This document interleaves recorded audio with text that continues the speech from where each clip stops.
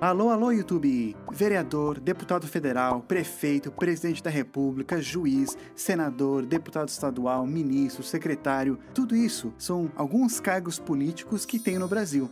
É uma grande salada de pessoas. A maioria quem escolhe é o próprio povo brasileiro. E é normal que as pessoas confundem quem é quem e nem mesmo sabem o que eles fazem. Ainda mais em meses de eleições, que tem muitos candidatos espalhados por aí. Com tanta gente que teoricamente toma decisões importantes que afetam a sua vida, uma pergunta vem em mente. No meio de todo esse povo, quem realmente tem o poder? Ou seja, quem manda no Brasil? Para entender isso, tem que saber um pouco como o Brasil funciona. Como todo mundo já sabe, o Brasil é uma democracia. Essa palavra vem do grego, poder do povo. Ou seja, tá aí a resposta, quem manda é o povo. Mas isso só funcionou, literalmente, na época da Grécia Antiga. Mas lá é muito diferente do que hoje. Tinha muito menos pessoas e, infelizmente, não era todo mundo que podia votar. Nas democracias de hoje em dia, normalmente o povo escolhe pessoas que, teoricamente, vão representar o desejo da maioria. Daí que vem o nome no Brasil de república.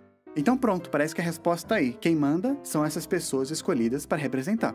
Mas as coisas não são tão simples assim como você já deve imaginar. Tem muitas pessoas, quem delas que manda mais? Para deixar um pouco menos confuso, vamos separar o Brasil em 3 partes. A federal, que é o país inteiro, a estadual, que são os estados, e a municipal, que são as cidades. Daí que vem o nome federativo no Brasil. Cada uma dessas partes tem políticos que cuidam de uma área. Por exemplo, os vereadores somente cuidam da cidade que eles foram eleitos. Agora, o poder do Brasil, ou seja, o pessoal que manda nessas 3 áreas, está dividido também em 3 partes. O legislativo, como por exemplo o Congresso, o executivo, como por exemplo o Planalto, e o judiciário, como por exemplo o Supremo Tribunal Federal. Essa separação de poderes também foi criada pelos gregos e foi modernizada principalmente pelos Estados Unidos depois da independência dos ingleses. Como eles estavam com trauma de uma pessoa mandando em tudo, eles quiseram dividir o poder em 3, assim ficando mais balanceado, um fiscaliza o outro e todos têm responsabilidades diferentes. O legislativo é o poder que cria as leis e também pode modificar as antigas. Dependendo de qual área no país, esse processo é diferente. Na área municipal, quem cuida disso são os vereadores, fazendo leis específicas para aquela cidade. Por exemplo, em 2007, a Câmara dos Vereadores de São Paulo aprovaram a Lei da Cidade Limpa, que proíbe o uso de outdoors dentro da cidade de São Paulo. Nos estados, quem faz isso são os deputados estaduais, e as leis que eles fazem são aplicadas para aquele estado. Na área federal é um pouco diferente. Lá tem um Congresso Nacional, que é dividido em 2 câmeras. A Câmara dos Deputados, com os deputados federais, e o Senado, com os senadores. As leis criadas por uma dessas câmeras têm que depois passar para outra para também ser aprovada, e só depois que é aplicada para todo o país. O principal motivo de ter 2 câmeras é que uma representa a população e outra os estados. Como assim? A Câmara dos Deputados representa a população dos estados. Cada estado tem um número diferente de deputado que pode eleger, dependendo do número da população. Por exemplo, em São Paulo, com mais ou menos 11 milhões de habitantes, tem 70 deputados na Câmara. Em Rondônia, com quase 2 milhões de habitantes, tem 8. Isso serve para que, teoricamente, as leis que a Câmara faz representem a maioria das pessoas no Brasil. Mas para que os estados maiores não mandem completamente nos menores, foi criado o Senado. Cada estado tem o mesmo número de senadores, e os senadores são eleitos por um mandato de 8 anos, ao invés de 4. O executivo é o que as pessoas mais conhecem, que são o presidente da república, na federal, o governador, na estadual, e o prefeito, no municipal. Como o nome já diz, o executivo publica e executa as leis que foram aprovadas pelo legislativo. Ele também administra a sua área. Como quem cuida de tudo isso é uma pessoa só, ele chama ministros e secretárias para ajudar. Os ministros e secretários são designados a áreas específicas, como cultura, saúde, segurança, educação e outras coisas. Mas sempre quem tem a última palavra é o líder maior do executivo.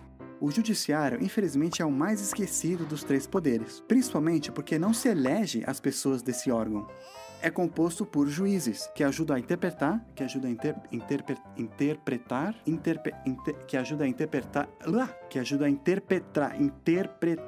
Nossa, como diz isso? Interpretar. Obrigado, Google. Ele ajuda a interpretar e julgar as leis. Quando uma lei que foi criada pelo legislativo e depois executada pelo executivo não é cumprida, é o legislativo que vai julgar as pessoas que não cumpriram. Então deu para ver mais ou menos que os 3 poderes são importantes e fica balanceado para que um não mande mais no outro. Quer ver como isso acontece na prática? Olha só, o executivo pode iniciar um projeto de lei, mas é o legislativo que vai criar e votar nessa lei. Depois que criou e foi aprovado, o executivo tem que assinar, mas ele também pode vetar essa lei. Aí o legislativo, se quiser, pode anular esse veto com uma votação de maioria absoluta. O judiciário também tem voz, ele que vai interpretar a lei. E se tiver algum problema, ele pode declarar a lei inconstitucional. O legislativo também pode mudar algumas leis velhas.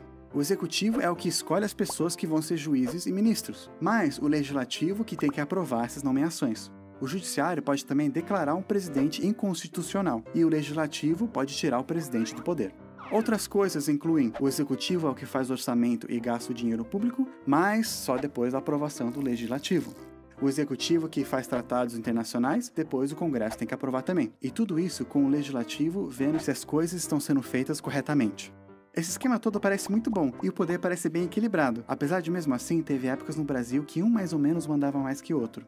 O que você tem que tirar com isso é que todos os políticos que você vota são importantes. Ou ele vai criar leis, ou ele vai executar elas, ou ele vai indicar, ou ele vai nomear juízes para julgar essas leis. O brasileiro normalmente só presta atenção no executivo, os presidentes, governadores e prefeitos, mas esquece que os deputados federais, estaduais e vereadores são muito importantes também. Por isso, em eleições, pesquisa um pouco, olha com cuidado os teus candidatos. Não vote em qualquer um só porque você acha ele legal. Como eu já falei em outro vídeo, quanto mais pessoas prestarem atenção em eleições, melhores pessoas vão ser eleitas.